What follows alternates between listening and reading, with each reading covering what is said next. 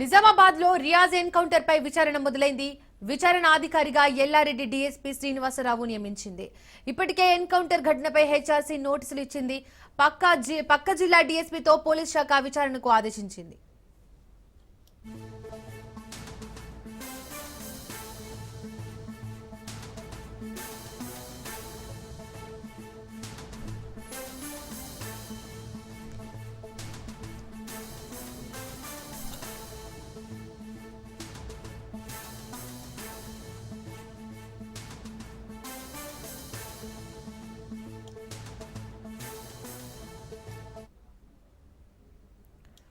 నిజామాబాద్ లో రియాజ్ ఎన్కౌంటర్ పై విచారణ మొదలైంది. విచారణాధికారిగా ఎల్లారెడ్డి డీఎస్పీ శ్రీనివాసరావు నియమించింది. ఇప్పటికే ఎన్కౌంటర్ ఘటనపై హెచ్ఆర్సీ నోటీసులు ఇచ్చింది. పక్క జిల్లా డీఎస్పీతో పోలీస్ శాఖ విచారణకు ఆదేశించింది. మరింత సమాచారం మా ప్రతినిధి పవన్ అందిస్తారు. పవన్, రియాజ్ ఎన్కౌంటర్ పై ఇప్పటికే ఈ యొక్క దర్యాప్తు కూడా కొనసాగుతుంది. అయితే ఈ యొక్క కేసుకు సంబంధించి పూర్తిగా విచారణ అధికారిగా ఎల్లారెడ్డి డీఎస్పీ శ్రీనివాసరావు నియామకించింది. ఎందుకంటే ఈ యొక్క ఎన్కౌంటర్ ఘటన పైన ఇప్పటికే హెచ్ఆర్సీ నోటీసులు కూడా జారీ చేసిన నేపథ్యంలో పక్క జిల్లా డీఎస్పీతో యొక్క విచారణ కూడా ప్రారంభించింది. మొదటగా సుమోటగా కేసు నమోదు చేసుకున్న హెచ్ఆర్సీ దీనికి సంబంధించి పూర్తి నివేదిక ఇవ్వాలంటూ కూడా ఆదేశాలు జారీ చేసిన నేపథ్యంలో ఈ యొక్క విచారణ కూడా ప్రారంభించారు. విచారణలో చూస్తే మాత్రము ఎన్కౌంటర్ ఎలా జరిగింది, దాంతో పాటు రియాజ్ యొక్క నేర చరిత్ర కావచ్చు, దాని తర్వాత ఎన్కౌంటర్ సంబంధించి ఏఆర్ కానిస్టేబుల్ వద్ద యొక్క గన్ను లాక్కోవడము, ట్రిగర్ ఓపెన్ చేయడానికి ప్రయత్నించడము, దాని తర్వాత ఎన్కౌంటర్ జరగడము, ఇదంతా కూడా దీనికి సంబంధించి కూడా పూర్తి నివేదికలో పొందుపరచనున్నారు. మరోవైపు కానిస్టేబుల్ ప్రమోద్ సంబంధించి కూడా రియాజ్ హత్య చేశారు కాబట్టి దానికి సంబంధించిన వివరాలను కూడా పూర్తిగా యొక్క హెచ్ఆర్సీ ఇచ్చిన నోటీస్ లో పొందుపరుస్తారు. దాని తర్వాత నివేదికను కూడా రేపు సమర్పించే అవకాశం కూడా కనిపిస్తుంది. ఎందుకంటే ఇప్పటికే హెచ్ఆర్సీ యొక్క తెలంగాణ డీజీపీకి ఆదేశాలు కూడా జారీ చేసింది. దీనిపైన పూర్తి నివేదికతో పాటు ఎఫ్ఐఆర్ కాపీలను కూడా తమకు అందజేయాలని చెప్పి కూడా ఆదేశాలు జారీ చేసిన నేపథ్యంలో ఈ యొక్క దర్యాప్తు కూడా ప్రారంభించారు పోలీసులు. ప్రారంభించిన దాని తర్వాత సీన్ ఆఫ్ ఎఫెన్స్ కావచ్చు, సీన్ రీకన్స్ట్రక్షన్ కావచ్చు, పోస్ట్ మార్టం సంబంధించిన రిపోర్ట్స్ కావచ్చు, అంతేకాకుండా రియాజ్కి సంబంధించిన నేర చరిత్ర, వీటన్నిటిని కూడా పూర్తిగా నివేదికలో పొందుపరుస్తారు. దాని తర్వాత హెచ్ఆర్సీకి యొక్క నివేదికను కూడా అందిస్తారు. అయితే ఇప్పటికే కొంత యొక్క మానవకు సంబంధించిన హక్కులకు సంబంధించిన కొంతమంది ఇదంతా కూడా బుటక్ ఎన్కౌంటర్ అని చెప్పి కూడా పలుసార్లు కూడా ఆరోపణ చేస్తున్న నేపథ్యంలో వారికి సంబంధించి కూడా పూర్తిగా నివేదిక కూడా సమర్పించే అవకాశం కూడా కనిపిస్తుంది. రేపు యొక్క నివేదికను కూడా హెచ్ఆర్సీకి అందజేయనున్నారు తెలంగాణ పోలీసులు. Right, thank you Pawan.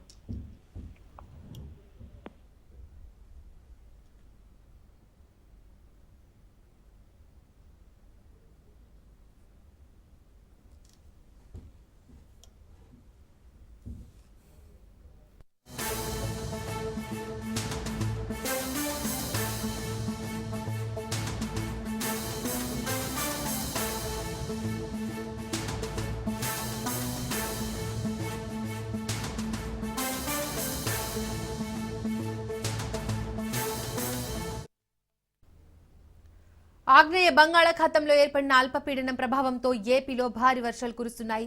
ఇది మరింత బలపడి గురువారం మధ్యాహ్నానికి వాయుగుండంగా మారే అవకాశం ఉందని వాతావరణ శాఖ హెచ్చరించింది. ఈ వాయుగుండం పశ్చిమ వాయువ్య దిశగా కదులుతూ ఉత్తర తమిళనాడు, దక్షిణ కోస్తాంధ్ర తీరాల వైపు రానుండటంతో రాష్ట్రంలోని పలు ప్రాంతాల్లో కుండపోత వర్షాలు తప్పవని అధికారులు అంచనా వేస్తున్నారు.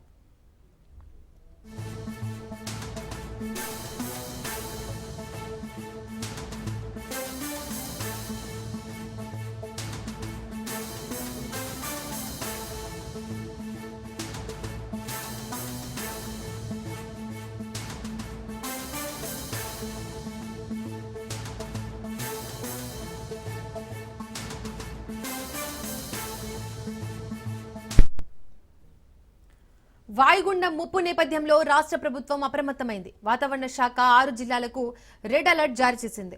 ప్రకాశం, నెల్లూరు, తిరుపతి, చిత్తూరు, అన్నమయ్య, వైఎస్ఆర్ కడప జిల్లాల్లో అతి భారీ వర్షాలు కురిసే అవకాశం ఉందని తెలిపింది. అదేవిధంగా అనంతపురం, శ్రీ సత్యసాయి, కర్నూలు, నంద్యాల జిల్లాలకు ఆరెంజ్ అలర్ట్, పల్నాడు జిల్లాకు yellow అలర్ట్ ప్రకటించారు. రాబోయే 5 రోజుల పాటు రాష్ట్ర వ్యాప్తంగా పిడుగులతో కూడిన వర్షాలు పడతాయని ఏపీ విపత్తుల నిర్వహణ సంస్థ వెల్లడించింది.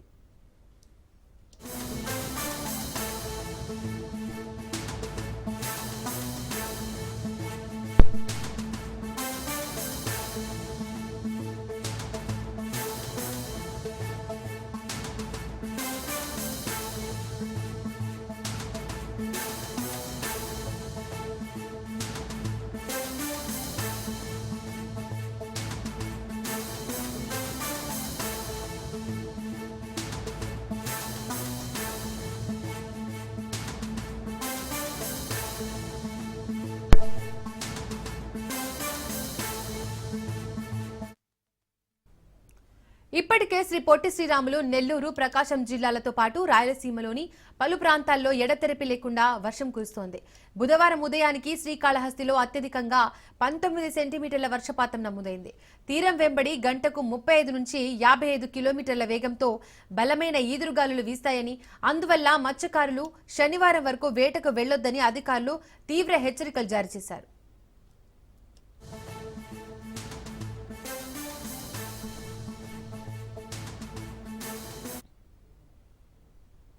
రైట్, ఇక వర్షాలకు సంబంధించి మోర్ డీటెయిల్స్ మా ప్రతినిధి సూర్యప్రకాష్ అందిస్తారు. సూర్యప్రకాష్.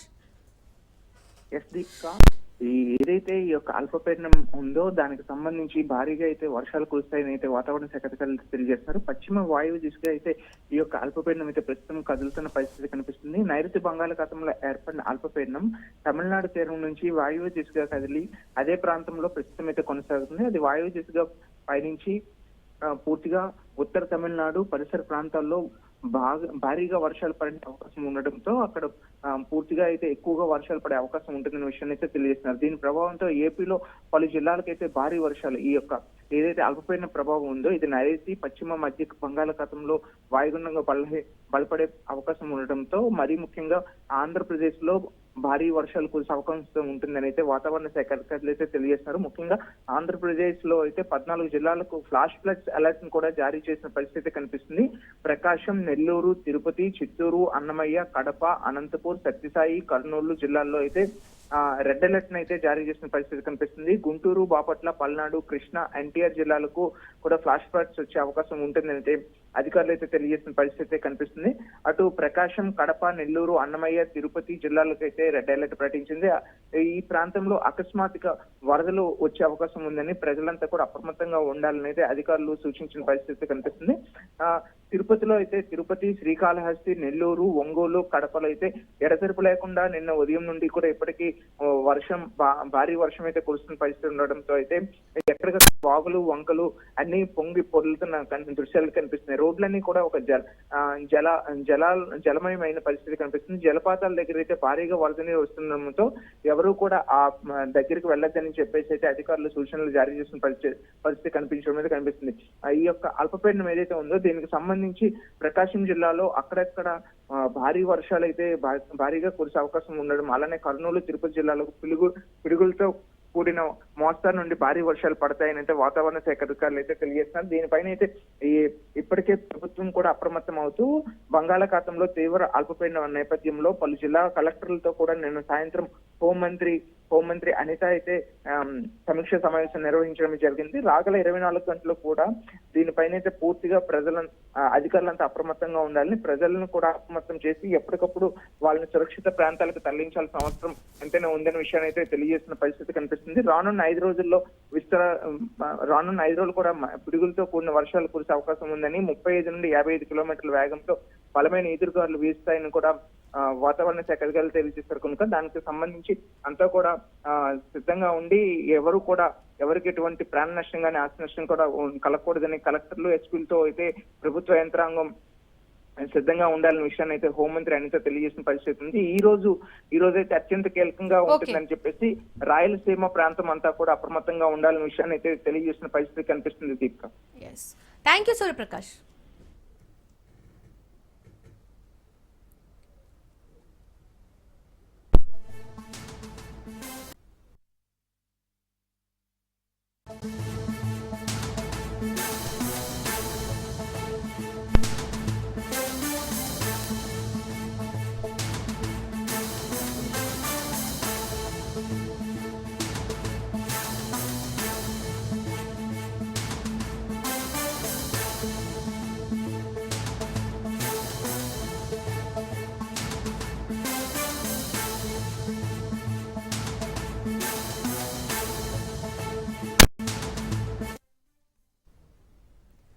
పోచారం కాల్పుల ఘటనలో 3 నిందితులను పోలీసులు అరెస్ట్ చేశారు. పరారీలో ఉన్న మరో నిందితుడి కోసం వేట కొనసాగుతోంది.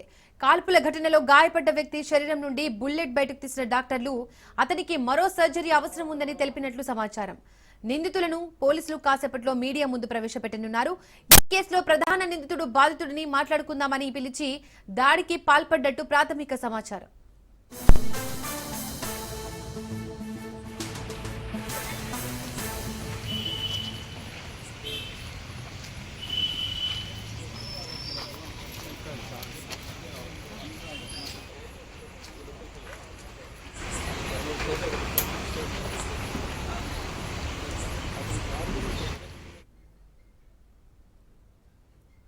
పోచారం కాల్పుల ఘటనలో 3 నిందితులను పోలీసులు అరెస్ట్ చేశారు. పరారీలో ఉన్న మరో నిందితుడి కోసం వేట కొనసాగుతోంది. కాల్పుల ఘటనలో గాయపడ్డ వ్యక్తి శరీరం నుండి బుల్లెట్ బయటకు తీసిన డాక్టర్లు అతనికి మరో సర్జరీ అవసరం ఉందని తెలిపినట్లు సమాచారం. నిందితులను పోలీసులు కాసేపట్లో మీడియా ముందు ప్రవేశపెట్టనున్నారు. ఈ కేసులో ప్రధాన నిందితుడు బాధితుడిని మాట్లాడుకుందామని పిలిచి దాడికి పాల్పడ్డట్టు ప్రాథమిక సమాచారం. ఇక మరింత సమాచారం మా ప్రతినిధి పవన్ అందిస్తారు. పవన్, పోచారం కాల్పుల ఘటనకు సంబంధించి డీటెయిల్స్ ఏంటి?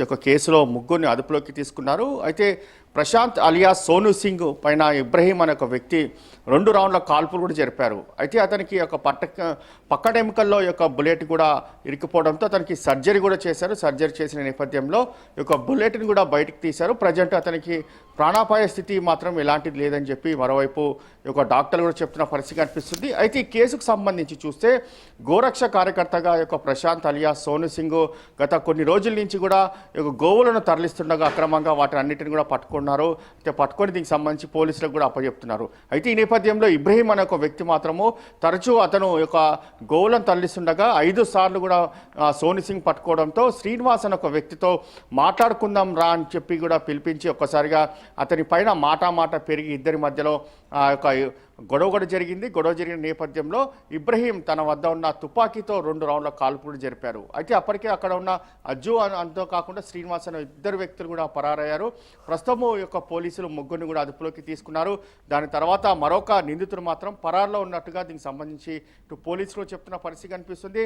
అయితే ఈ యొక్క మరికొద్ది సేపట్లో అంటే 11 గంటలకు మీడియా ముందుకు కూడా యొక్క నిందితులను కూడా హాజరుపరుస్తారు. హాజరుపరిచిన నేపథ్యంలో కేసుకు సంబంధించి అసలు ఏం జరిగింది, దాని తర్వాత ఎలా దర్యాప్తు జరిపారు, యొక్క నిందితులను ఎక్కడ పట్టుకున్నారు, అంతేకాకుండా యొక్క తుపాకీకి ఎక్కడి నుంచి కొనుగోలు చేశారు, దానికి సంబంధించి లైసెన్స్ ఉందా లేదా అనే ప్రతి అంశం పైన కూడా సిపి రాజకొండ, సిపి సుధీర్ బాబు కూడా మరికొద్ది సేపట్లో వివరణ ఇవ్వనున్నారు. కాబట్టి దీనికి సంబంధించి కాల్పులకు సంబంధించిన కేసులో మాత్రము పోలీసులు పురోగతి సాధించారనేది మాత్రం చెప్పుకోవచ్చు.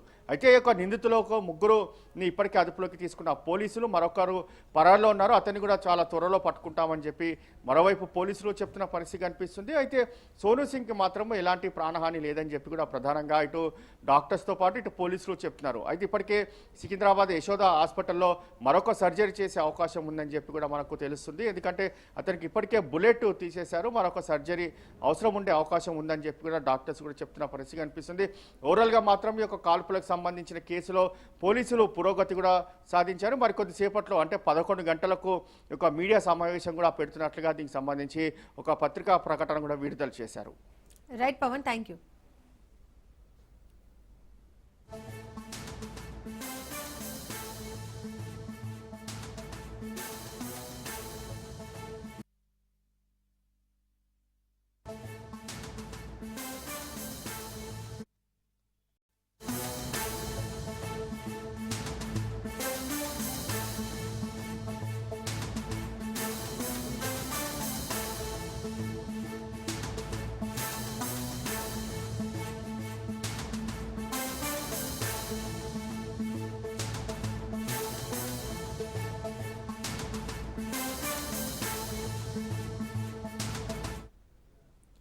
దేశ రాజధాని ఢిల్లీలో సంచలనం చోటు చేసుకుంది.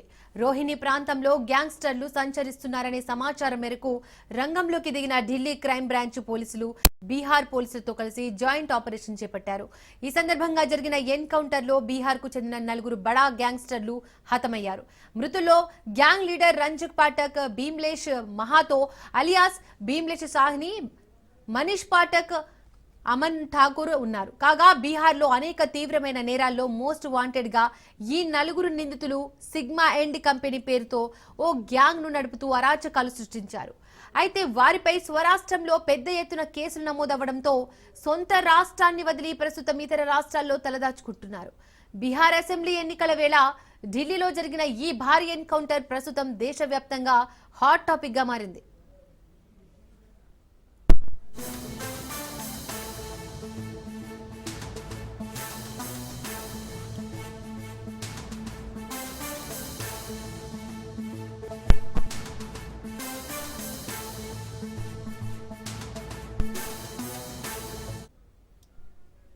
కార్తీక మాసం అంటే పరమ పవిత్రమైన మాసం. ఈ మాసంలో శివుడిని, నారాయణుడిని భక్తితో పూజిస్తారు.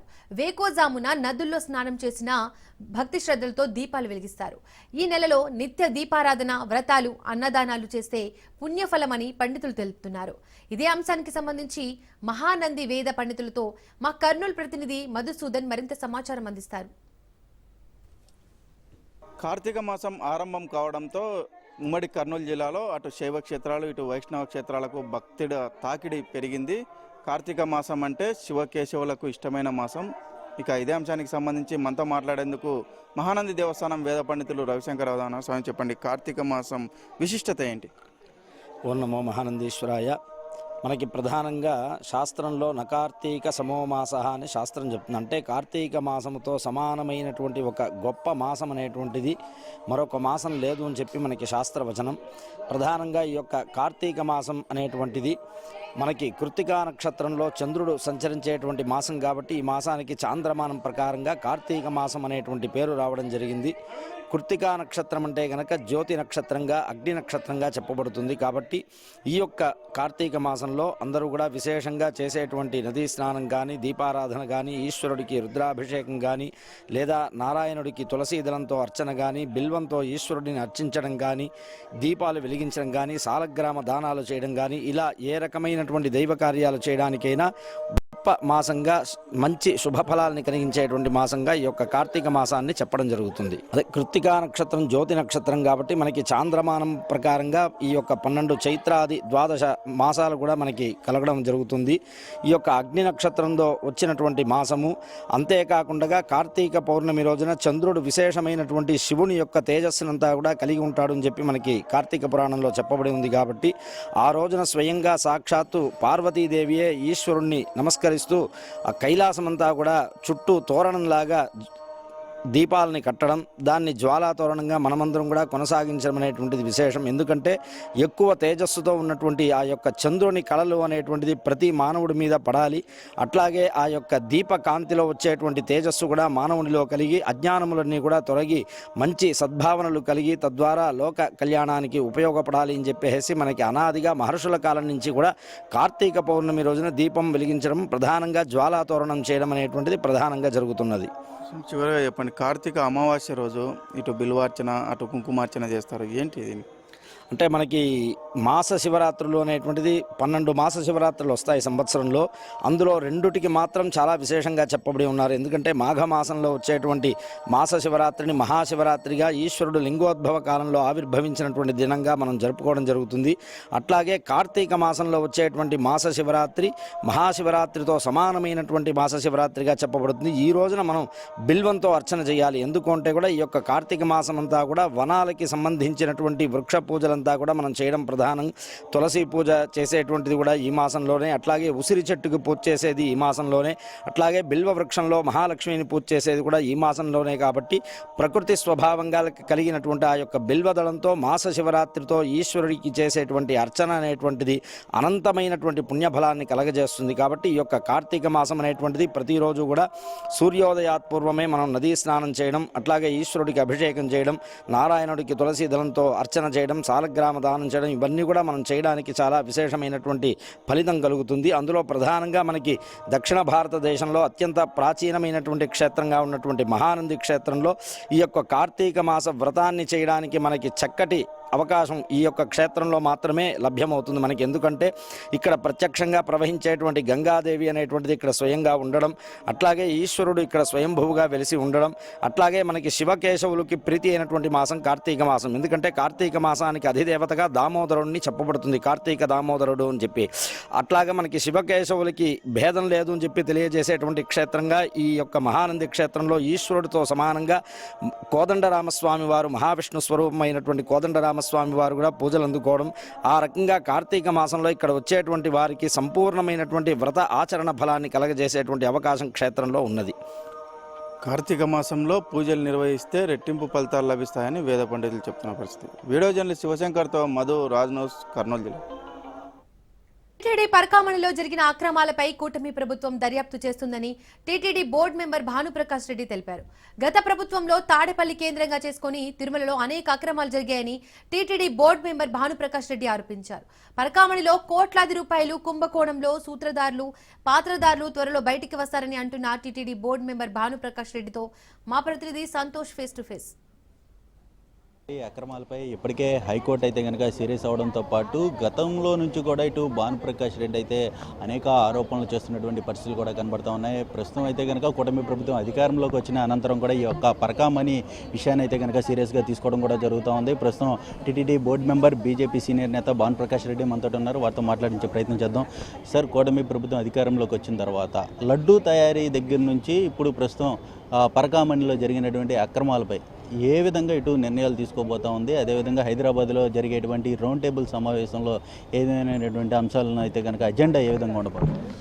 అసలు లడ్డు అంశం మీరు కానీ గమనించినట్టు అది ఇప్పటికే సిబిఐ ఎంక్వైరీ చేస్తుంది కాబట్టి తొందరలోనే ఇప్పటికే దాంట్లో చాలామందిని సరఫరాదారుల్ని అరెస్ట్ చేసి రిమాండ్లో పెట్టడం జరిగింది. ఈ పరకామణి అంశం పరాకాష్ఠకి చేరుకునింది. పంపకదారులు ఎవరెవరు ఉన్నారు, ఎక్కడెక్కడ పంచుకున్నారు, ఎప్పుడు పంచుకున్నారో, ఎలా పంచుకున్నారో, ఎంత పంచుకున్నారో పూర్తి వివరాలు రాబో రోజుల్లో శ్రీవారి భక్తుల ముందు రాబోతుంది. ఇప్పటికే దీంట్లో రాష్ట్ర అత్యున్నత న్యాయస్థానం సిబిసిఐడికి ఆదేశాలు ఇవ్వడం జరిగింది. అక్కడ ఉన్నటువంటి రికార్డులన్నింటినీ సీజ్ చేయమని చెప్పి, అంతేకాకుండా మా ఎగ్జిక్యూటివ్ ఆఫీసర్ని కూడా 27 సోమవారం వ్యక్తిగతంగా కోర్టుగా హాజరు కమ్మనిందంటే ఏ విధంగా కోర్టు దీని మీద దృష్టి పెట్టిందో భక్తులందరూ అర్థం చేసుకున్నారు. టీటీడీ కూడా దీని మీద మా దగ్గర ఉన్న ఆధారాలన్నీ సిబిసిఐడికి మేము అప్పగించాం. రాబో ఆదివారం హైదరాబాద్ తాజ్ డెక్కన్లో ఉదయం 10 గంటలకి మేధావులతో సమావేశం ఈ పరకామంలో ఏ విధంగా జరిగింది, ఎక్కడ తప్పు జరిగింది, ఏ విధంగా తప్పు చేశారో పూర్తి వివరాలు శ్రీవారి భక్తుల ముందు మేము పెట్టబోతున్నాం. సార్, ఇప్పుడు ప్రధానంగా తిరుమల నుంచి తాడేపల్లి వరకు ఈ కోఆర్డినేషన్ ఎలా జరిగిందంటారు గత ప్రభుత్వంలో? అవినీతికి, అక్రమాలకు కేర్ ఆఫ్ అడ్రస్ వైసీపీ ప్రభుత్వం. గతంలో 2019 నుంచి 2024 వరకు సామెత ఉంది, గుడిలో లింగాన్ని మింగేసే ప్రబుద్ధులు ఉన్నారని. దాని నిదర్శనం వీళ్ళే, వైసీపీలో ఉన్నట్టు కొందరు నాయకులు. వెంకటేశ్వర స్వామి దగ్గర సొత్తు కొట్టేసిన వాడి దగ్గర వాడిని అరెస్ట్ చేసి జైల్లో పెట్టకుండా చెట్టు కింద పంచాయతీ చేసి లోక్ అదాలత్తో రాజీ చేసింది కాకుండా మాకు పోలీస్ అధికారుల నుంచి తీవ్ర ఒత్తిడి వచ్చిన కారణంగా ఈ కేసుని లోక్ అదాలత్తో రాజీ అయ్యామని చెప్పి టీటీడీ విజిలెన్స్ రిపోర్ట్, నేను భానుప్రకాష్ రాజు న్యూస్ చెప్పట్లే, టీటీడీ రిపోర్ట్లో ఉంది. ఎవరు ఆ పోలీస్ అధికారి? కోట్లాది మంది హిందువులకు ఆరాధ్య దైవం అనేటువంటి వెంకటేశ్వర స్వామి మీద ఒత్తిడి తెచ్చేంత పోలీస్ అధికారి ఎవరు? అందుకని నేను చెప్తున్నా, గతంలో వైసీపీ ప్రభుత్వంలో వైసీపీ ఐపీసీ సెక్షన్లో పనిచేయలేదు, వైసీపీ సెక్షన్ మాత్రమే పనిచేసాయి. సార్, ఈ తిరుమల పరకామణిలో ఎంత మేరకు అవినీతి జరిగిందని చెప్పి మీరు భావిస్తారు? దాదాపు ఇప్పటికే 40 కోట్ల రూపాయలు విలువ చేసే ఆస్తుల్ని స్వామివారి పేరుతో బదలాయించడం జరిగింది. ఇంకా 100 కోట్ల రూపాయల పైచులకు ఆస్తుల్ని టీటీడీ నుంచి తాడేపల్లి ప్యాలెస్ వరకు కొందరు అధికారులు బదలాయించుకున్నారని చెప్పి ఫిర్యాదులున్నాయి.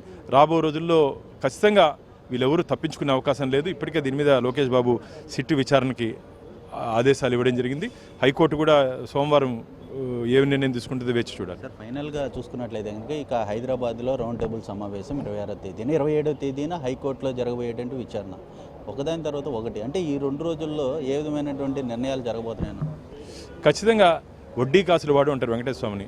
అంటే ఆయన దగ్గర ఎవరన్నా తప్పు చేస్తే వడ్డీతో పాటు తీసుకుంటాడు. ఈ అంశాలన్నీ మీరు కానీ గమనించినట్టయితే నిన్న రాత్రి నాకు అన్నమయ్య వంశీకులు ఫోన్ చేయడం జరిగింది. నాకు 12వ తరం రాఘవాచార్యులు, అన్న ఈ అంశం మీరు ఏదో హైదరాబాద్లో మీటింగ్ పెడుతున్నట్ట రౌండ్ టేబుల్, నేను కూడా వస్తానని. అంటే కొన్ని వందల సంవత్సరాల స్వామివారి దగ్గర సేవ చేస్తుంటే ఆ వంశం నుండి వంశీకులు కూడా బాధపడుతున్నారు టీటీలో జరిగినట్టు, గత ప్రభుత్వం జరిగినట్టు తప్పుల మీద. అంటే ఏ విధంగా భక్తుల మనోభావాలు గాయపడాయో, బాధపడాయో మనం ఒకసారి అర్థం చేసుకోవచ్చు. ఖచ్చితంగా రాబో రోజుల్లో ఎవరు తప్పించుకునే అవకాశం లేదు. ఎవరు పాత్రదారులు, సూత్రధారులు, లబ్ధిదారులు అందరినీ చట్టం ముందు జైలుకి పంపించారు, దగ్గరలోనే ఉంది. Thank you. ఇది మొత్తంగా చూసుకున్నట్లయితే కనుక టీటీడీలో జరిగినటువంటి లడ్డూ సరఫరా దగ్గర నుంచి అదేవిధంగా పరకామణిలో జరిగినటువంటి అవినీతి అక్రమాలపై అయితే కనుక ఇటు కూటమి ప్రభుత్వం ఎండగడతాము అంటూ కూడా ఇటు TTD board member Bhanuprakash Reddy అయితే తెలియజేస్తా ఉన్నారు. వీడియో జర్నలిస్ట్ పవన్తో సంతోష్, రాజ్ న్యూస్. ఖమ్మం జిల్లా తల్లాడ మండల కేంద్రంలో చెక్పోస్ట్ వద్ద తనిఖీలు నిర్వహించిన పోలీసులు 5 లారీలను పట్టుకున్నారు. ఆంధ్ర నుండి ఖమ్మంకు అక్రమంగా 5 లారీలలో ఇసుకను తరలిస్తుండగా పోలీసులు పట్టుకున్నారు. పట్టుకున్న 5 లారీలను పోలీస్ స్టేషన్ కు తరలించారు.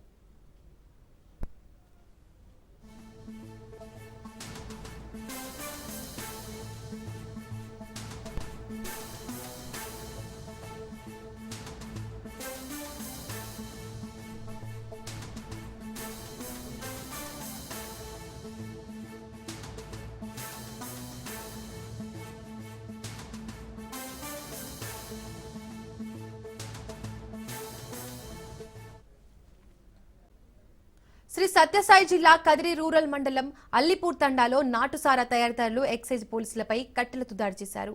ఎక్సైజ్ కానిస్టేబుల్ వెంకటనారాయణ, వెంకటప్రసాద్ గాయపడ్డారు. వెంకటనారాయణ తలకు బలమైన గాయమైంది. వెంటనే బాధితులను కదిరి ప్రభుత్వ ఆసుపత్రికి తరలించి చికిత్స అందించారు. విషయం తెలిసిన వెంటనే ఎక్సైజ్ పోలీసు అధికారులు కదిరి ప్రభుత్వ ఆసుపత్రికి చేరుకుని బాధితులను పరామర్శించారు. సాధారణ తనిఖీలలో భాగంగా అల్లిపూర్ తండాలో ఎక్సైజ్ పోలీసులు వెళ్లినట్లుగా తయారీదారులు కానిస్టేబుల్ పై ఉన్న ఫలంగా దాడులు చేశారని, ఎక్సైజ్ పోలీసుల ఫిర్యాదు మేరకు కేసు నమోదు చేసుకుని దర్యాప్తు చేపట్టినట్లు సిఐ తెలిపారు.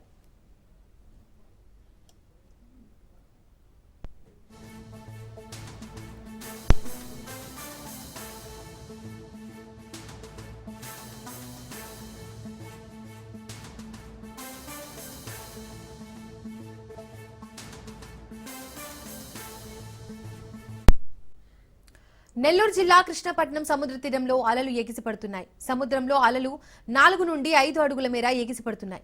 బంగాళాఖాతంలో అల్పపీడన ప్రభావంతో ముత్తుకూరు మండలంలో భారీ వర్షాలు కురుస్తున్నాయి. మత్స్యకారులు సముద్రంలోకి వెళ్లకుండా పడవలను ఒడ్డున నిలిపేశారు. ఇప్పటికే అధికారులు కృష్ణపట్నం పోర్టులో 3వ నెంబర్ ప్రమాద హెచ్చరికను జారీ చేశారు. సముద్ర తీరం వైపు ఎవరూ తిరగకుండా పోలీసులు గట్టి బందోబస్తును ఏర్పాటు చేశారు.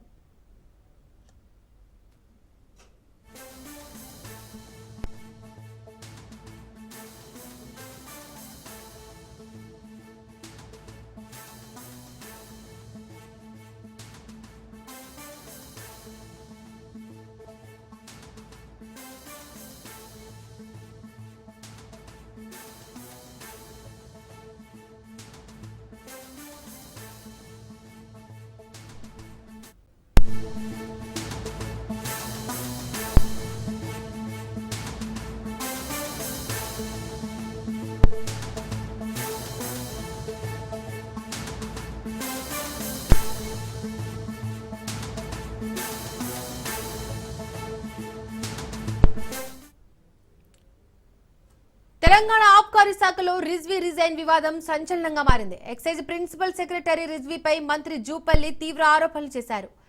ఎస్ఏఎం రిజ్వీపై సిఎస్ కు మంత్రి జూపల్లి లేఖ రాశారు. రిజ్వీ విఆర్ఎస్ దరఖాస్తును మంత్రి జూపల్లి కృష్ణారావు తిరస్కరించాలన్నారు. హై సెక్యూరిటీ హోలోగ్రామ్ టెండర్లలో అక్రమాలు జరిగినట్లు ఆరోపణలు చేశారు. తన ఆదేశాలను సెక్రటరీ రిజ్వీ, కమిషనర్ హరికిరణ్ పట్టించుకోవడం లేదని మంత్రి ఫైర్ అయ్యారు. రాష్ట్ర ఖజానాకు నష్టం కలిగించారని మంత్రి జూపల్లి మండిపడ్డారు. రిజ్వీపై ఐఏఎస్ సర్వీస్ రూల్స్ బిఎన్ఎస్ ప్రకారం చర్యలు తీసుకోవాలన్నారు. తాజా రిజ్వీ రాజీనామా ప్రభుత్వం ఆమోదించింది.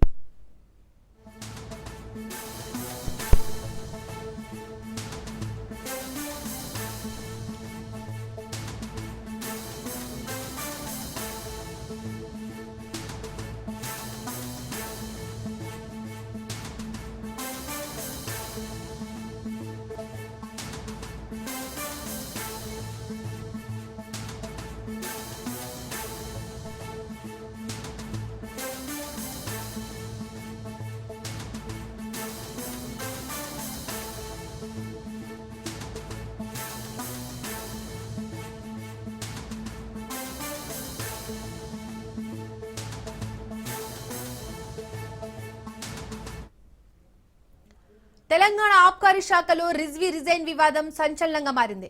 ఎక్సైజ్ ప్రిన్సిపల్ సెక్రటరీ రిజ్వీపై మంత్రి జూపల్లి తీవ్ర ఆరోపణలు చేశారు. ఎస్ఏఎం రిజ్వీపై సిఎస్ కు మంత్రి జూపల్లి లేఖ రాశారు. రిజ్వీ విఆర్ఎస్ దరఖాస్తును మంత్రి జూపల్లి కృష్ణారావు తిరస్కరించాలన్నారు. హై సెక్యూరిటీ హోలోగ్రామ్ టెండర్లలో అక్రమాలు జరిగినట్లు ఆరోపణలు చేశారు. తన ఆదేశాలను సెక్రటరీ రిజ్వీ, కమిషనర్ హరికిరణ్ పట్టించుకోవడం లేదని మంత్రి ఫైర్ అయ్యారు. రాష్ట్ర ఖజానాకు నష్టం కలిగించారని మంత్రి జూపల్లి మండిపడ్డారు. రిజ్వీపై ఐఏఎస్ సర్వీస్ రూల్స్ బిఎన్ఎస్ ప్రకారం చర్యలు తీసుకోవాలన్నారు. తాజా రిజ్వీ రాజీనామా ప్రభుత్వం ఆమోదించింది.